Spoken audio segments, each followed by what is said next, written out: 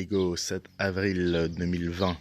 J'avais prévu de recevoir quelque chose aujourd'hui et donc j'ai fait de la place.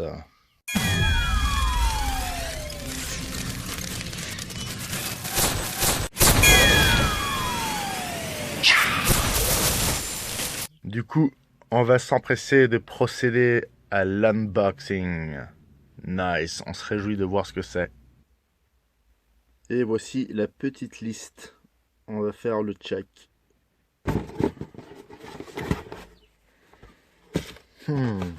Cool. Ah ben, je redoutais qu'elle soit molle ou trop souple, on va dire, mais nickel. 2 paquets directement, parce qu'on sait très bien comment elles finissent lors des premiers vols. Ah tiens, ça fait longtemps que j'avais pas commandé de lipo. Bah ça va bien le faire. 4S 2600 mAh. Bon bah ça va, ça n'a pas l'air trop lourd. C'est du 40 à 80, c'est débit de courant. Par contre, je me suis fait une frayeur parce que j'ai cru qu'ils avaient oublié la deuxième, mais ils l'ont emballé dans un carton. Un peu d'électronique, des ESC, 60 ampères x 2 avec 1, 2, 3, 4, 5, 6 cerveaux. Il y en a besoin de 5 à la base, mais on en prend un 6ème, on sait jamais. Et tiens, c'est quoi ça? Léopard Hobby. Allez, le support, un moteur ainsi que les petites vis. Et là, la belle bête. C'est un beau rouge et noir. Donc on a du 4250, 720 kV.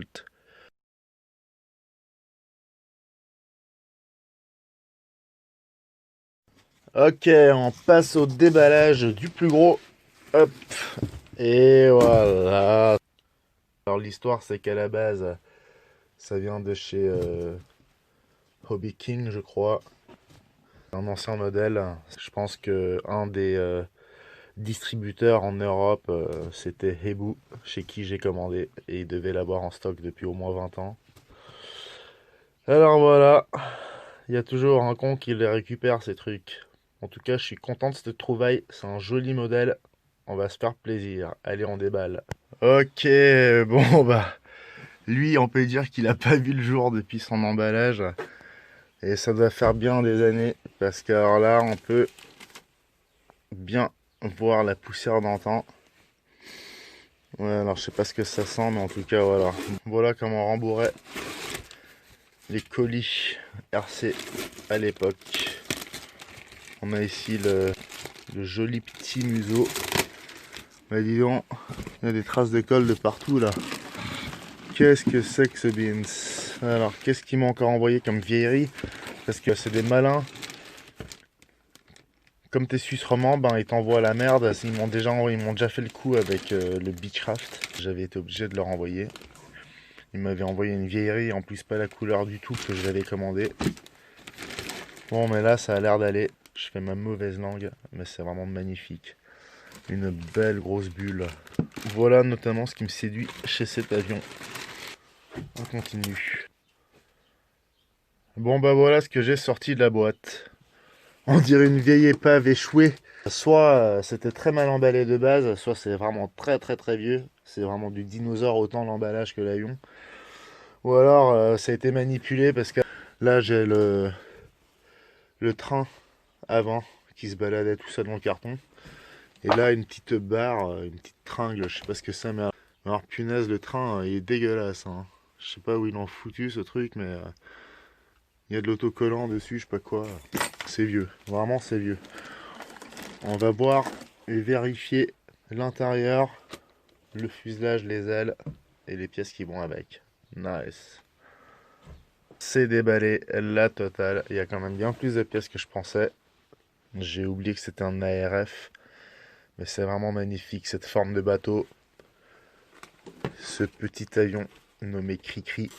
Je me suis pas embêté à aller chercher une image sur internet pour des raisons de droit d'auteur. Donc vous irez voir vous-même sur YouTube. Ça se trouve facilement. C'est vraiment impressionnant. Ça fait vraiment penser à un ULM mais en vachement mieux fait. Et voilà donc les moteurs qui vont venir s'accrocher devant là. On a l'élévateur, le nez, donc ça c'est du plastique. Ça c'est un bel entoilage. Voilà, le cri-cri d'amour, les belles ailes. Donc il n'y a pas de volet d'atterrissage hein, là-dessus, sachez-le. Mais c'est vraiment très joli. Voilà. Ce sera monté de toutes pièces avec les différentes petites choses qu'on nous livre. On verra si cet avion est stable parce que sincèrement à le voir comme ça n'a pas l'air d'être quelque chose qui plane vraiment très bien. Mais voilà, il est vraiment magnifique, une très très jolie dérive, bien grosse. Ça va vraiment être chouette à monter à mon avis. Et on verra ce que ça donne. Pour l'instant, il y a du boulot, il n'y a pas de dégâts, pas de fissures, pas de déchirures, rien. Tout est nickel. On vous conseille du 3S pour ce bimoteur. Mais moi, je pars direct en 4 avec ces moteurs brushless Léopard. Et je pense que vu la taille des petites cages moteurs là, ça devrait passer. J'aime bien avoir une bonne reprise en cas de chute un peu imminente et involontaire, qu'on appellera des trous d'air, vu que j'en provoque quand même pas mal. Les chapeaux de roue, la grosse clé d'aile. Je crois que tout est dispo pour bien faire. On va juste regarder à l'intérieur pour montrer un peu. Voilà. C'est très joli.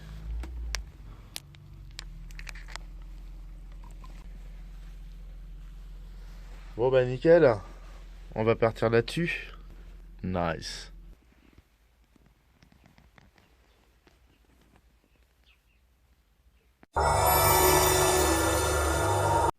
Bon allez, depuis il y a quelques secondes, on a fait un bond dans le temps. Du 7 avril, on est passé au 24 octobre. Nous voilà en train de procéder à l'assemblage. Entre-temps, on a déménagé Airless Hot. Plus d'espace ici. On a profité de l'été, on a fait voler plein de modèles différents. Et surtout, on a volé ce qu'on avait déjà. Voilà où on en est aujourd'hui. Les trains sont montés. On a raccordé le cerveau, etc. On va regarder en détail dans quelques secondes. Les ailes sont montées dès le départ. C'est ce qu'on nous dit de faire. Je sais pas pourquoi, parce qu'après ça emmerde pour monter le reste. Donc je pense que c'est juste pour se faire plaisir et puis pour faire la petite simulation de départ, mais on a vite fait de les enlever pour monter le reste. Rien de compliqué au niveau du train, c'est deux vis. Il y a juste les petits chaussons à s'embêter avec un petit peu, mais c'est rien de spécial. Hein. Ça reste un ARF relativement simple et plaisant. Les cerveaux, qu'est-ce qu'on a là? 15 grammes les cerveaux. L'emplacement d'usine est au millimètre près, celui pour les 15 grammes. L'empennage, il y a deux vis ici à la base, deux petites attaches qui partent du dessous de l'élévateur et qui viennent s'enfiler par en haut dans la dérive. Et c'est là qu'on vient les sécuriser avec deux vis. Un peu d'impro au niveau des tringles et des cerveaux parce que les pièces fournies ne sont pas tout à fait adaptées. Pour les ailes par contre, les pièces correspondent complètement, c'est nickel. Le chausson avant, on vient le trouver ici pour recevoir cet écrou. Et cette pièce-là, apparemment, elle est censée tourner dans le vide. Mais bon, je pense qu'avec la vitesse, elle restera plus ou moins dans la même position.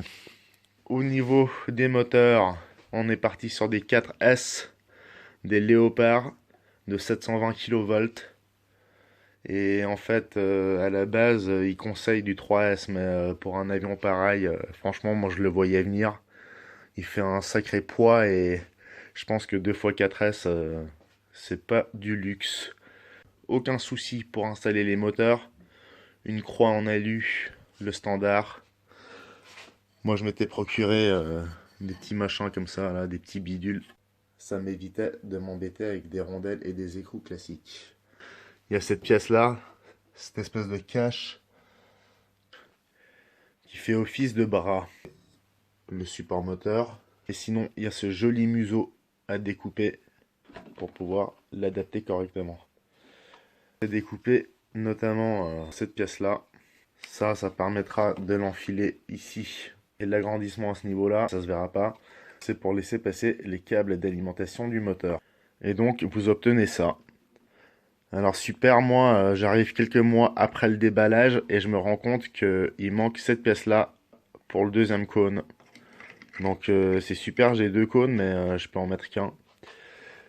Au niveau des hélices, carbone, 12 par 6 x 2. L'une d'entre elles a le pas inversé, donc on se retrouve avec des hélices qui peuvent rotationner vers l'extérieur ou vers l'intérieur. Ça fait un moment que je voulais le faire sur d'autres bimoteurs, là ça va être l'occasion. De toute façon, je ne risque rien. Apparemment, c'est même beaucoup plus efficace que lorsqu'elles tournent les deux dans le même sens. Le cache, j'ai raboté un bon demi-centimètre. Comme c'est du 3S, normalement le diamètre est plus fin et ça serait passé dans la taille d'origine. Mais voilà, c'est là où on fait un peu d'improvisation, d'adaptation. J'aurai des hélices en plastique dans le futur, mais là je voulais tester celles-ci parce qu'elles avaient l'air pas mal, elles sont bien rigides.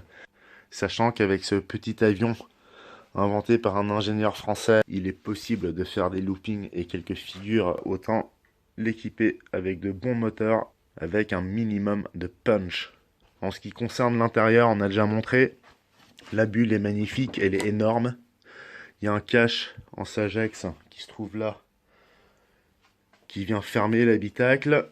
J'ai l'intention de partir avec deux lipos de ce type, 2x4S 2600 mAh, que l'on pose en principe sur cette plateforme à l'avant. Mais trop lourd du nez. J'ai testé le CG et je me suis rendu compte que les accus devaient se retrouver à ce niveau à peu près. Voilà. Donc on va pas faire de bêtises, on va essayer d'adapter ça au mieux pour prendre le moins de risques possible. Voilà, on termine, on colle. Je pense que je vais prendre la colle froide pour ces petits caches. Et ça devrait le faire. Sachant qu'il y aura pas mal de vibrations au niveau de cette partie-là. Est-ce que j'ai oublié des détails? Tout ça, c'est à monter, très facile. On agrandit un peu le trou, c'est très moche, mais pour que l'articulation se fasse et le mouvement de la tringle. La dérive, elle, par contre, elle n'est pas vissée. Elle est simplement bien rabotée, bien plate, d'usine. Et ça nous permet de la coller en toute confiance sur la queue de l'avion. Ceci dit, une chute, à mon avis, ça dégage. C'est peut-être fait exprès. Ça sera peut-être plus facilement réparable aussi. Il y a quelques beaux jours en ce mois d'octobre. J'espère donc pouvoir faire le Maiden Flight encore cette année. Nice. Le Cri-Cri Flight Model. C'est initialement un modèle qui avait été commercialisé et distribué par Hobby King. Mais c'est une histoire bien ancienne. Ça remonte en tout cas à 8 ans. RLS69RC, la chaîne YouTube suisse-romande d'aéromodélisme avec un tas de modèles différents à découvrir. On termine l'assemblage. Go!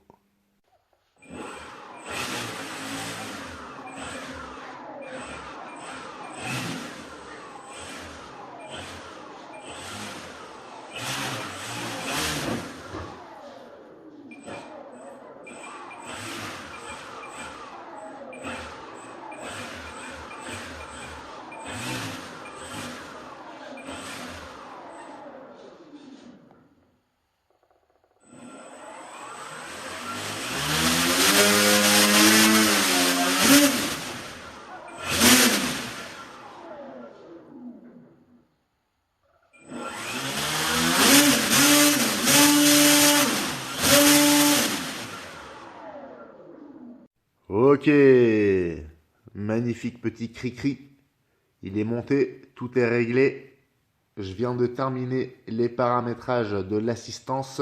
J'emmène un AR 636 AS3X à bord. Les deux moteurs 4S semblent bien fonctionner de pair. Je n'ai pas procédé à la calibration. Ce sera peut-être nécessaire. Les ailerons, ils sont bien alignés. Dérive, empennage, nickel. Les hélices, je le rappelle, carbone 12/6 de chez Maytech. Elles sont bien rigides, prévues pour des moteurs 4S. Je me retrouve très près du museau.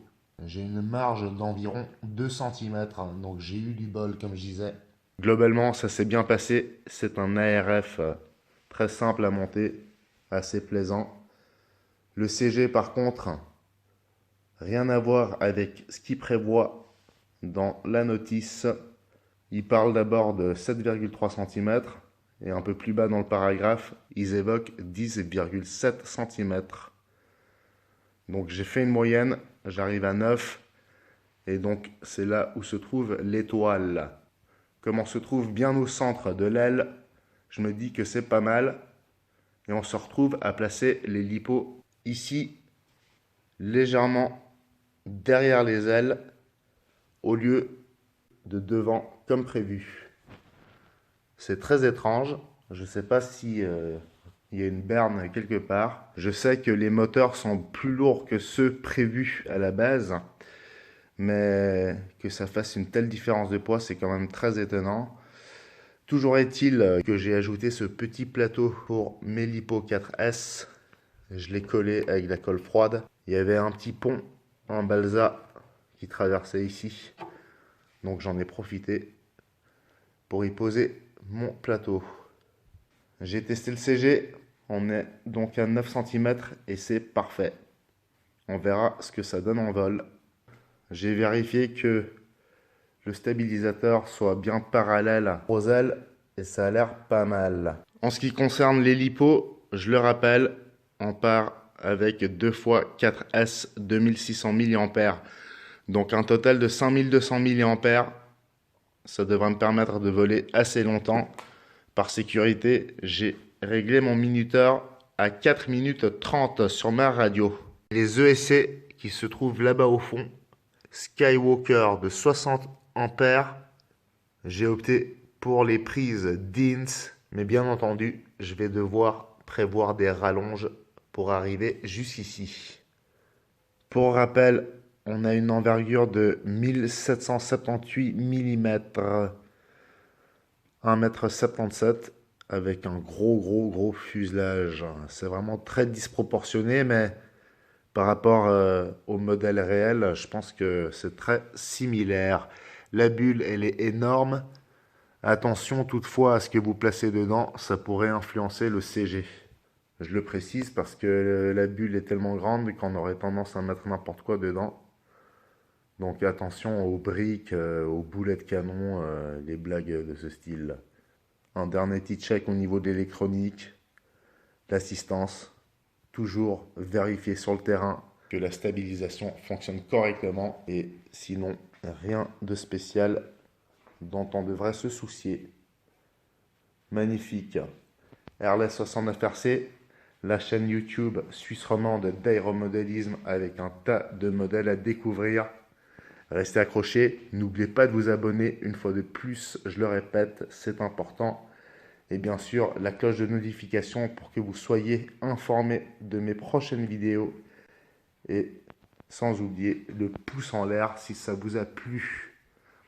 Allez, cri-cri, flight model 1,77 m en balsa, un magnifique ARF.